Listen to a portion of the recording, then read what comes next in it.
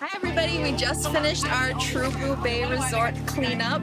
We cleaned up the roadside from Trubu roundabout all the way to the beautiful Trubu Beach.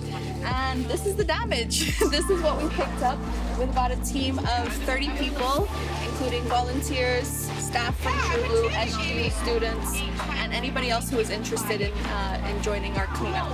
Also the neighbors around the area as well helped out a lot today as well. So as you can see, we picked up quite a few bags. We're estimating about 50 to 100 garbage bags that we probably did total.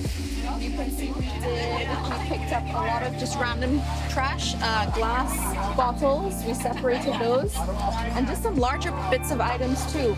Tires, we're pretty sure this is from Hurricane Ivan, so we're glad we dig that out almost 20 years later. And yeah, we're just happy to keep our environments clean. And this is a beautiful beach. Come down and check it out sometime soon.